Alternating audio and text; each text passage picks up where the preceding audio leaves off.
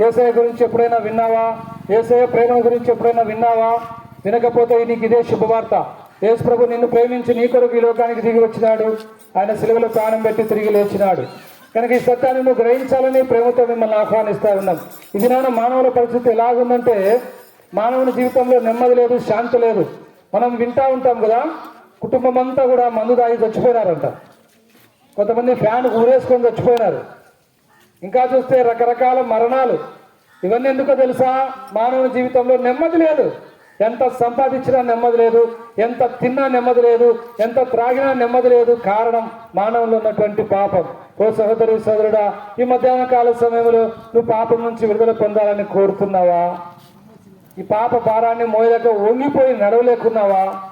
ఈ పాపమనే భారంతో నీ జీవితాన్ని నష్టపరుచుకొని హృదయం బ్రద్దలా ఏడుస్తున్నావా? నన్ను ఎవరు క్షమించగలరు, నన్ను ఎవరు విడిపించగలరు అని నువ్వు ఎదురు చూస్తూ ఉంటే నీకు ఇదే శుభవార్త. యేసయ్య నిన్ను ప్రేమిస్తూ ఉన్నాడు. యేసయ్య నిన్ను పిలుస్తూ ఉన్నాడు. కనుక ఎంత ఘోర పాపివైనా సరే, నీ పాపంలో సంఖ్య ఎంత పెద్దదైనా సరే, మధ్యాహ్న కాల సమయంలో యేసు ప్రభు నిన్ను ఆహ్వానిస్తూ ఉన్నాడు. యేసు ప్రభు నిన్ను ప్రేమిస్తూ ఉన్నాడు. యేసు ప్రభు నిన్ను పిలుస్తూ ఉన్నాడు. కనుక నువ్వు ఆయన చెంతకు వచ్చినట్లయితే మొట్టమొదటిగా ఆయన నీతో చెప్పే మాట ఏంటో తెలుసా? నా కుమారుడా, నీ పాపములు క్షమించబడి ఉన్నవి. నా కుమారి, నీ పాపములు క్షమించబడి ఉన్నవి. ఈ భూలోకంలో ఎక్కడ ఎవ్వరు ఇవ్వనటువంటి గొప్ప ఆశీర్వాదం యేసుక్రీస్తు మధ్యాహ్న కాల సమయంలో నీకు ఇవ్వాలని ఇష్టపడుతూ ఉన్నాడు. అమ్మాయ, ఒక పాపిని ఎవరైనా ప్రేమిస్తారా? ఒక దొంగని ఎవరైనా ప్రేమిస్తారా? ఒక ద్రోహం చేసేవాడిని ఎవరైనా ప్రేమిస్తారా? అయితే యేసు ప్రభు నిన్ను ప్రేమిస్తా ఉన్నాడు.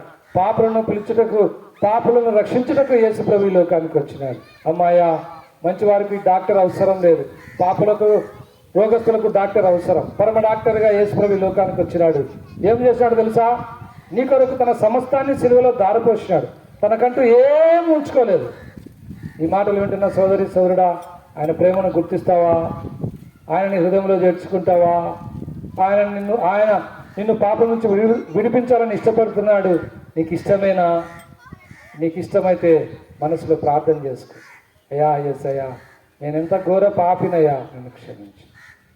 నీ రక్తంతో నా పాపం కడుగయ్యా, నీ బిడ్డగా నన్ను అంగీకరించయ్యా. ఒక చిన్న మాట చెప్పమ్మా, యేసయ్య తప్పక నీ పాపం అంతా క్షమిస్తాడు. నీ జీవితంలో తోడుగా ఉంటాడు. నిన్ను రక్షించడానికి వేరే మార్గం లేనే లేదు.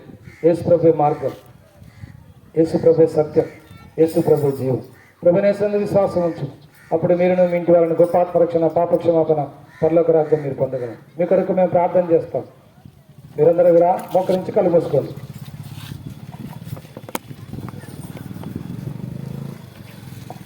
ప్రేమల మా ప్రభావ, మీ పాదాలకు వందనాలు. ఈ బొమ్మేపల్లి గ్రామంలో ప్రజలు ప్రేమించినందులకై వందనాలు. ప్రభావ, రకమైన వార్తను వినిపించినందులకై వందనాలు. అనేకులు విన్నారు. విన్నవాళ్ళు మీ కార్యం చేయండి. పాపం నుంచి విడుదల వారికి అనుగ్రహించండి.